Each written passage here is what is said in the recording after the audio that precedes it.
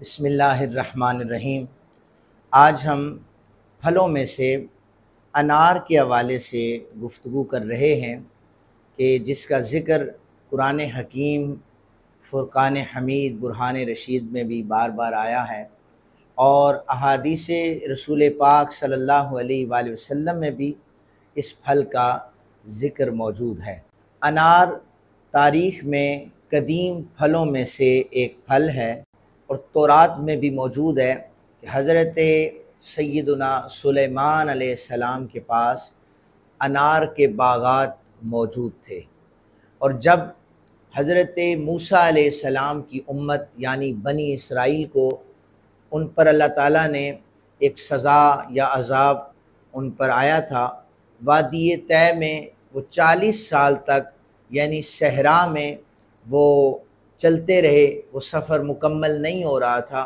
تو بنی اسرائیل کو جو سب سے زیادہ جس پھل کی یاد تڑپا رہی تھی وہ انار کا پھل تھا۔ سعودی عرب میں طائف کے مقام پر ہوایا نامی ایک باغ ہے کہ اس باغ میں اناروں کے درخت موجود ہیں، تو وہاں پر جو پانی نکلتا ہے وہ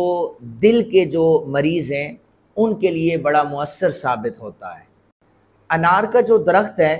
یہ تقریباً 5 میٹر تک لمبا ہوتا ہے اور اس پر نیزے کی شکل کے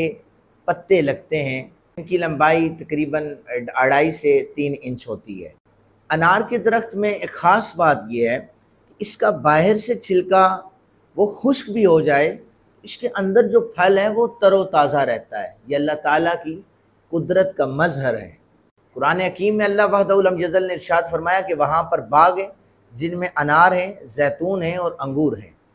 ان میں سے کچھ ایسے ہیں جن کی شکلیں ایک جیسی ہیں اور کچھ ایسے ہیں جن کے ذائقہ اور شکلیں ایک دوسرے سے مختلف ہیں۔ تم توجہ دو، غور کرو پھلوں میں کہ وہ کیسے پھلوں کی شکل اختیار کرتے ہیں، کیونکہ یہ وہ چیزیں ہیں جن میں خدا کی قدرت کے کرشمے نظر آتے ہیں۔ اللہ وحدہ لم یزل نے پھل کے پکنے بننے کے یہ جو پروسیجر ہے اس کو اپنی قدرت کا مظاہر قرار دیا ہے۔ یہ اللہ تعالیٰ کی قدرت تو دیکھیں، ایک باغ ہے، ایک ہی زمین ہے، وہاں پر پانی لگایا جاتا ہے، کہیں سے اللہ تعالیٰ زیتون کو اسی مٹی سے اگا دیتا ہے، کہیں سے انار کو اگا دیتا ہے، کہیں پر انگوروں کے خوشے ہیں اور کہیں پر دیگر پھل اللہ تعالیٰ اگاتا ہے۔ یہ رب ذوالجلال کے قدرت کے مظاہر ہیں۔ پھر آگے اللہ تعالیٰ ارشاد فرماتے ہیں کہ تمہارا رب وہ ہے جس نے مختلف قسم کے باغات اگائے جن میں انگور ہے، زیتون ہے، انار ہیں، مختلف قسم کے باغات اللہ تعالیٰ نے اگائے۔ یہ قرآن پاک میں آیات موجود ہیں، سورہ انعام کی میں نے دونوں آیات کا ترجمہ میں نے آپ حضرات کے سامنے عرض کیا ہے، اس کی افادیت بتانے کے لیے کہ اللہ وحدہ لم یزل نے جہاں پر دیگر پھلوں کا ذکر کیا ہے وہاں پر انار کو بھی ذکر فرمایا ہے۔ پھر سورہ رحمان آپ پڑھیں، فیہا فاکہۃ ونخل ورمان فبأی آلاء ربکما تکذبان۔ یہاں پر اس آیہ مقدسہ میں، ویسے تو سورہ رحمان میں اللہ وحدہ لم یزل نے بڑی تفصیل کے ساتھ اپنی نعمتوں کا ذکر کیا ہے، پھلوں کا، پھولوں کا، تمام نعمتوں کا ذکر فرمایا ہے، لیکن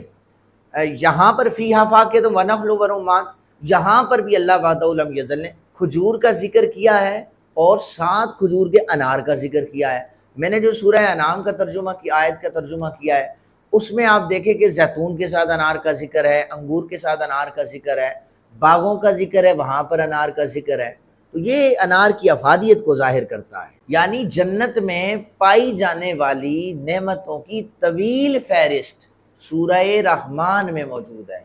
اور اس میں اسپیشلی طور پر نعمتوں میں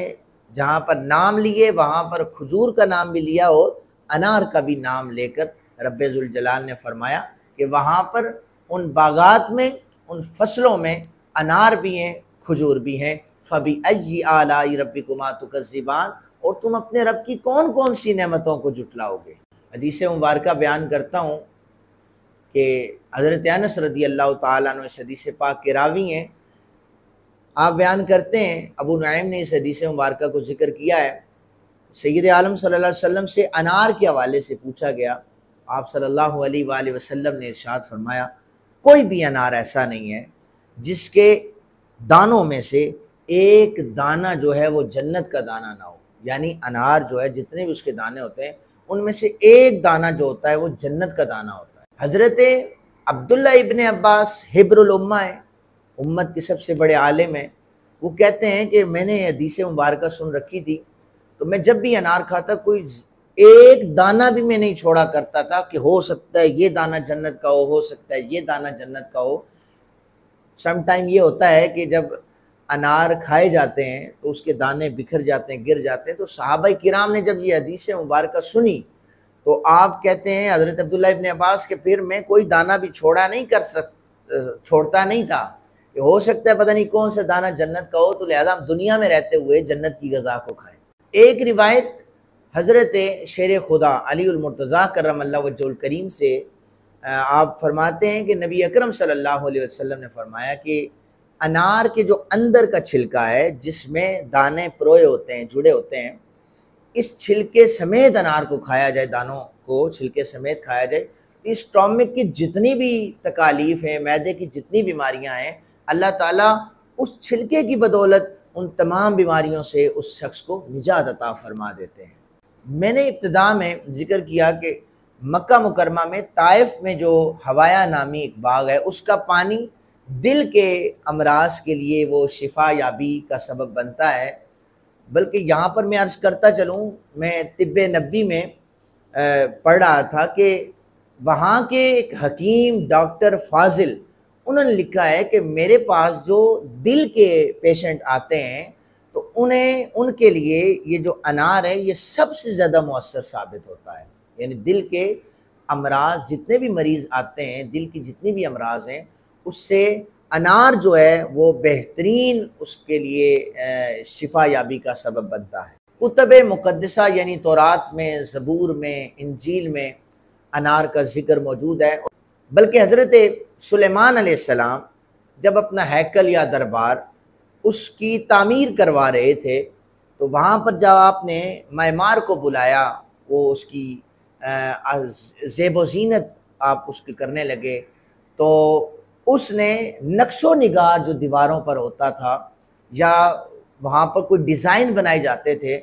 انار کا ڈیزائن بھی وہ دیواروں پر بنا رہا تھا۔ یعنی یہ انار اتنا قدیمی پھل ہے کہ انبیاء علیہ السلام جب اپنے گھروں کو تعمیر کرواتے تھے تو معمار جو تھے خوبصورتی کے لیے وہاں پر انار کا ڈیزائن بنایا کرتے تھے۔